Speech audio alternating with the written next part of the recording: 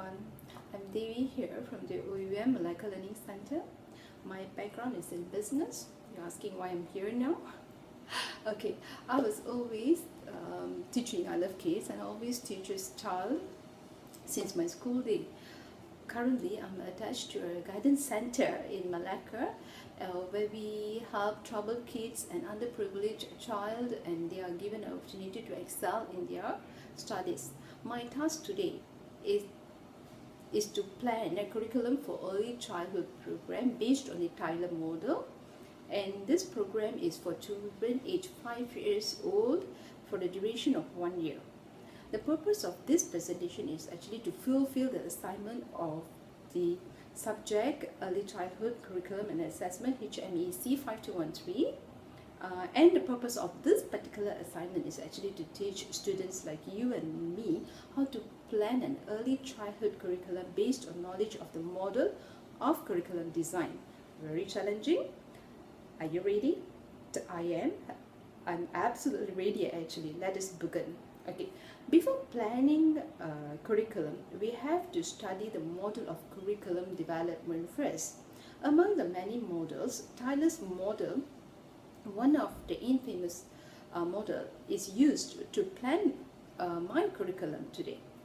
Ralph W. Tyler, 1949, has created a model which became basis to many curriculum planner. He used this model for his teaching and developed it further to many other educational organizations. Okay, one of it is called Education 360, which he specifically applied and used during his prime time in the University of Chicago. Tyler asked 4 major questions which form the 4 major principles of his model. Tyler asked, first, what is the purpose of education? It is the task of how the curriculum should be made to attain the purposes of a school. And secondly, he asked what type of educational experiences will attain the purpose. Here, the curriculum developer should be careful in choosing what students are going to learn and how they are going to learn. Next, the third question, how can these experiences be effectively organized? This is where the curriculum developer should know how to organize these educational experiences and how these learning experiences can be effectively organized. Finally, how can we determine when the purposes are met? Okay, here the curriculum developer should evaluate all the experiences without exception, and this evaluation should be conducted continuously.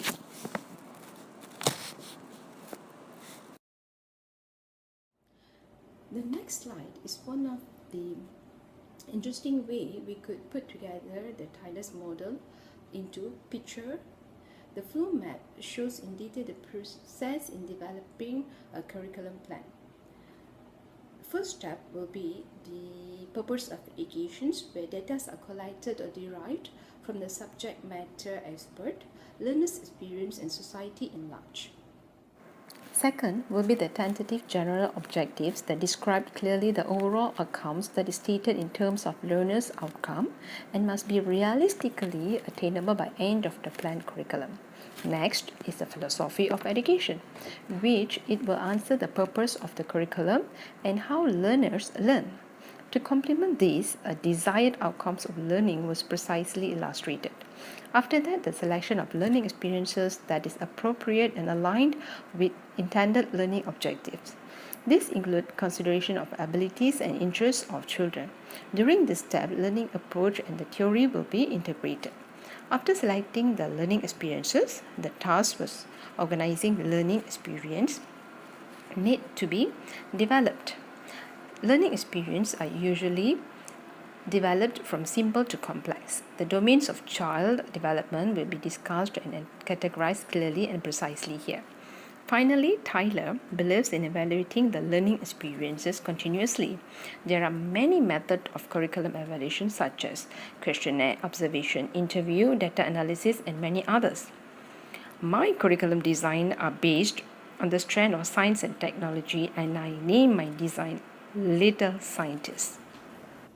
The purpose in detail Scientist is to provide children with knowledge, skill and value by teaching them science and technology.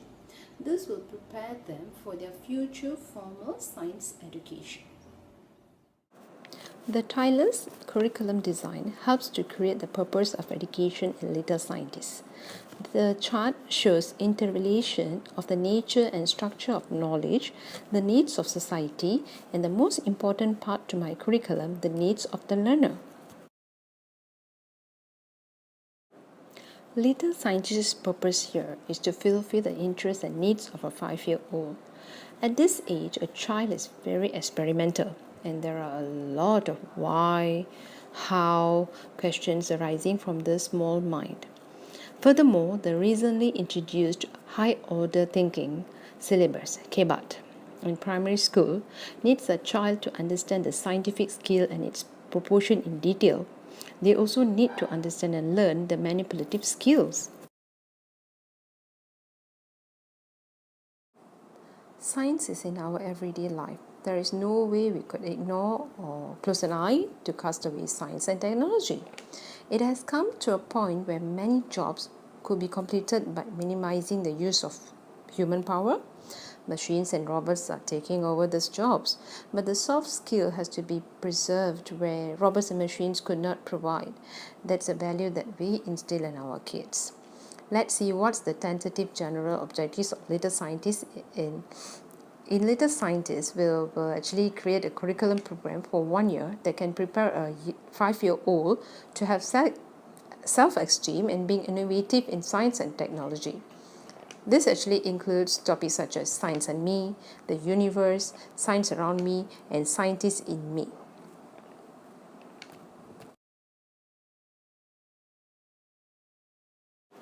Philosophy of Little Scientists is to promote and provide a strong foundation in science and technology, emphasizing on scientific and manipulative skills, and with a firm belief plus gratitude for God, our Creator.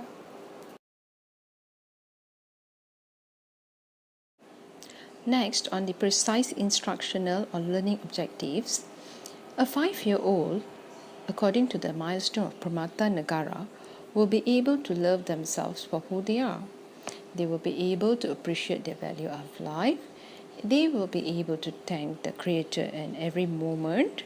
Next, it will be understanding of the usage and importance of science in life.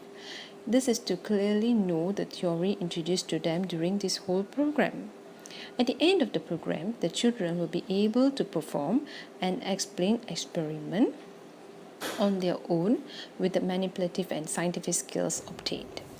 When it comes to the selection of learning experiences, the Little Scientists will use songs, storytelling, fact-finding using the internet, will teach the children to use computers, and of course experiment all year long. Here, the Piaget's theory actually helps to concrete our idea. According to Piaget's theory, an individual makes meaning in relation to the interaction between their experiences and their ideas. This was also seen in the progressivism theory, where it says focus has to be on the whole child, and it stresses that a child should test ideas by active experimentation. A child must be active and not passive to learn experience. Slides showing the selection of learning experiences. The next slide shows the organization of learning experiences for 1 year, and its progress is done monthly for the children to get prepared by end of the year. Here children learn from simple to complex method of science, and each month they will be evaluated till they are confident enough to perform individually any experiment given. A 5-year-old child's milestone, which I discussed earlier, and it says that a 5-year-old is able to comprehend simple science through the 5 senses for observation. Okay, we have designed a program such as celebration of National Science Day, Global Recycling Day, Earth Day, and learning about the 5 major elements, learning about scientists, successful scientists such as Albert Einstein, Newton, and their theory like E equals to mc2, the regression theory. This also we will try to also input the computer knowledge and the text fact finding techniques, so the child could find facts to complement their experiment. This chart shows the organizational of learning experiences. The final step of evaluation in Little Scientists is done through regular observation interview and data analysis. Every child here is interviewed individually, but it will be a fun affair where the child won't feel that he is being tested at all. And we have to adopt the value of team working and no comparison attitude in each child.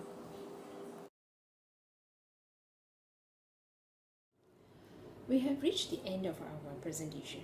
I would like to end saying that any curriculum design must be child-centered and child-oriented and constructive. A project approach is highly recommended to get a child directly involved in the learning process.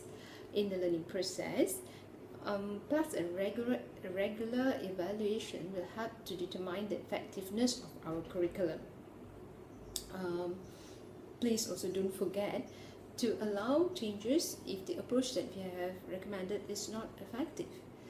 And there is a famous Chinese proverb saying that teach a man to fish, do not feed him. You see, when you teach a person to fish, it allows him to provide for his life throughout his life. So teach our children to learn, to adapt, to adopt all these new technologies and science, so that they will be ready for the future, and we will be actually creating leaders who are innovative, who has new perspective, and actually plus with the soft skill that no robotic or machines will have. Okay, this is the soft skill that only humans has, where about the robots and machines,